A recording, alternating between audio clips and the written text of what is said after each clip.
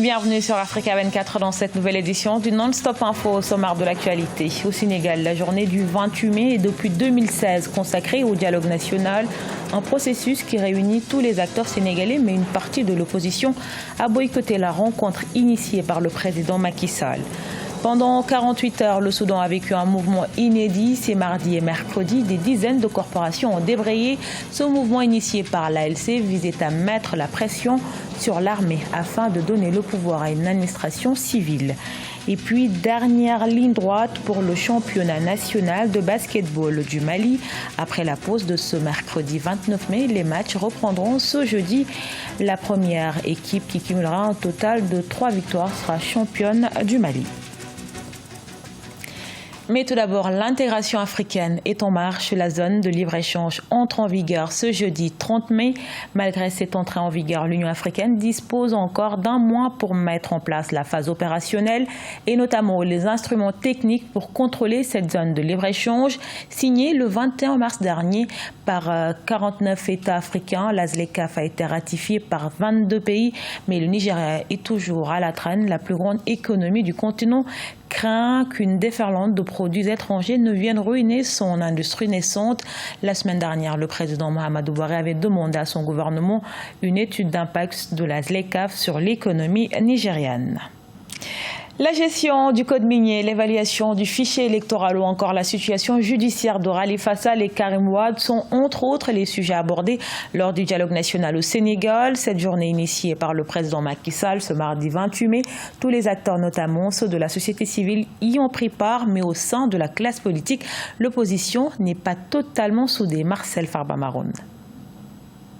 Le dialogue national tant convoité au Sénégal a finalement eu lieu ce mardi 28 mai 2019 au Palais de la République. Toutes les parties prenantes ont répondu à cette manifestation, excepté quelques formations politiques issues de l'opposition, comme le Parti démocratique sénégalais de l'ancien président Abdoulaye Wade, qui a boycotté la rencontre en raison de la non prise en compte de ses revendications, ou encore la coalition d'Idrissa Seck et le PASTEF d'Ousmane Sonko, arrivés respectivement 2e et 3e sur 5 candidats à la présidentielle du 24 février 2019. Les consensus issus de ce dialogue, je les accepterai et les appliquerai tels quels. Je veux rassurer tout le monde quant à la sincérité de ma volonté. Je remercie l'ensemble des forces vives de la nation qui ont répondu massivement et qualitativement à ce débat intellectuel de haute facture, libre et ouvert. Les discussions menées au cours du dialogue national ont porté sur plusieurs questions de fond, comme la gestion du code minier et l'évaluation du fichier électoral. Autre point abordé par certains membres de l'opposition, le séjour prolongé en prison de Khalifa Sall et l'exil prolongé de Karim Wade,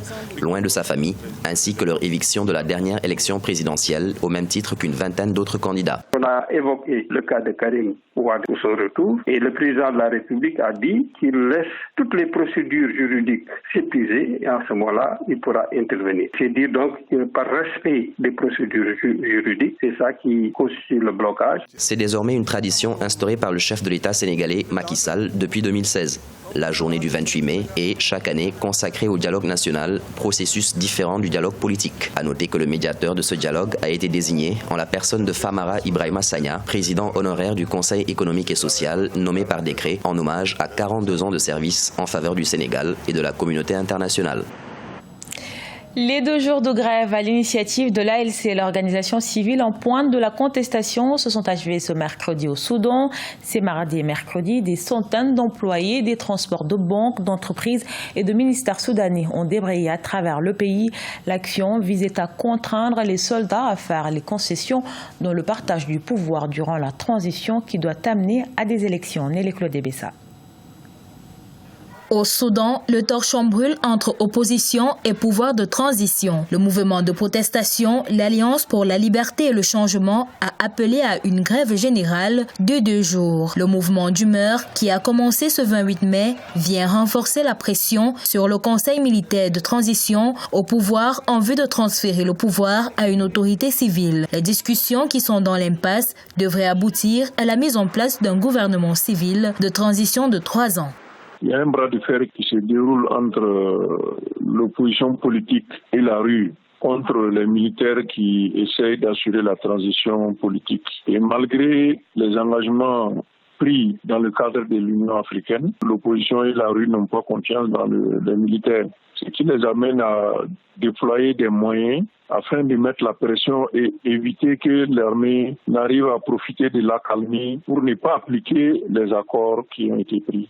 Bien que cette grève ait connu la mobilisation de plusieurs corporations professionnelles du pays, le Parti national Oumma n'adhère pas à la grogne. Membre clé des partis d'opposition, le Parti national Oumma a déclaré ne pas vouloir prendre part aux mesures n'ayant pas été approuvées à l'unanimité. L'opposition et les syndicats sont venus s'ajouter à la contestation populaire. Cette population est déjà en soulèvement contre les militaires. L'opposition ne fait que structurer la lutte et la diriger vers des objectifs politiques. Très probablement, ils pourront avoir gain de cause à cause de la mobilisation générale qui existe. Depuis le 11 avril 2019, date à laquelle l'armée a renversé le président Omar el-Béchir, le Soudan est en pleine mutation. Rappelons que le 30 avril 2019, l'Union africaine a donné 60 jours aux membres du Conseil militaire pour transférer le pouvoir à une administration civile.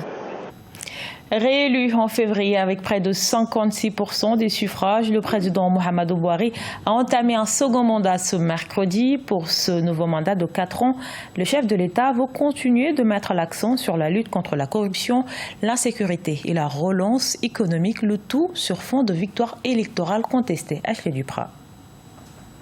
Le Nigeria ouvre un nouveau chapitre le 29 mai, celui du deuxième mandat du président Mohamedou Bouhari. Dans le stade d'Abuja, celui qui a déjà dirigé en 1983 le Nigeria, puis a été élu pour la première fois de manière démocratique en 2015, a prêté serment au cours d'une cérémonie sobre et brève, sans discours ni dirigeant étranger.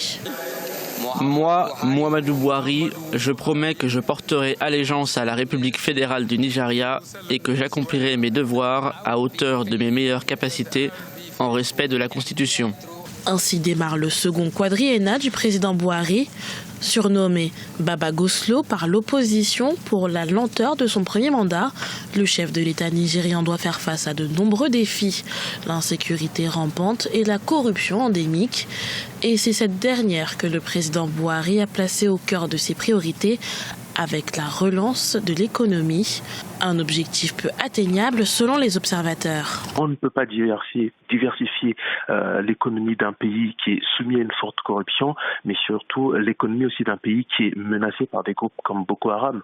C'est une illusion, parce que diversifier une économie, il faut avoir des moyens pour, mais lorsque derrière on affecte une grosse partie de son budget à la lutte contre la corruption et à la sécurité de son pays, c'est très difficile de faire les trois en même temps. Bien que réélu avec 56% des suffrages en février 2019, la victoire du président Mohamedou Bouhari reste contestée dans les rangs de l'opposition, à l'image de Atiku Abubakar du Parti populaire démocratique PDP, candidat malheureux à la présidentielle qui est toujours dans l'attente d'un jugement sur son recours demandant l'annulation du scrutin. Au Tchad, la date des élections législatives et locales fait débat. Pouvoir et opposition n'arrivent pas à s'entendre autour du choix de la date de ces prochaines échéances électorales. Scrutin plusieurs fois reporté pour des raisons diverses depuis le début de cette année 2019. Le gouvernement et les organes en charge des élections insistent sur la nécessité d'aller vite à ces élections, mais sans convaincre. Rappelons que depuis, les députés en poste élus depuis 2011 devaient remettre leur mandat en jeu depuis plus de 3 ans. Dans le reste de l'actualité, à la page sport, au Mali, le championnat national de basketball est dans sa phase des play-offs.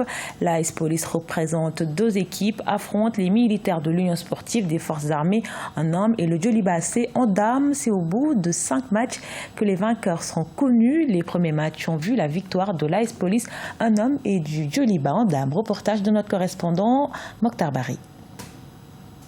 Le championnat national de basketball du Mali est dans sa dernière ligne droite. Les 2 meilleures équipes que sont l'AS Police et l'Union sportive des forces armées en hommes et le Djoliba AC et l'AS Police en dames s'affrontent en 5 matchs pour désigner les vainqueurs de la saison. En match d'ouverture, militaires et policiers ont tenu en haleine le public du palais Omnisport Salimata Si vous avez regardé, on est parti à peu près avec 4 14 ou bien 15 points, je ne me rappelle pas du score. Mais je savais très bien que la police avait créé l'écart. Donc pendant la mi-temps, dans les vestiaires, j'ai essayé de les recadrer encore, de leur dire comment se positionner par rapport à l'attaque de la police. Et ils l'ont fait, ils l'ont joué très bien le coup et ça a marché jusqu'à l'ultime minute. L'AS Police qui vise le doublé en hommes est venu à bout de l'US Forces Armées par 60 à 57. Le SWAT a essayé de nous égaler sur tous les plans, notamment le plan technique, le plan tactique et le plan physique. Mais il a fallu qu'on sorte avec certaines stratégies pour gagner à fin de partie. Vraiment aujourd'hui, ils ont tenu, mais à la fin, on a mis en place des stratégies qui ont pu nous sauver et on a gagné avec 3 points. En dames, le Djoliba est venu à bout de l'AS Police par le score de 66 à 60. Ce journal a été réalisé par l'ensemble de la rédaction. Merci pour votre fidélité. Retrouvez dans un instant une nouvelle édition de l'actualité sur Africa 24.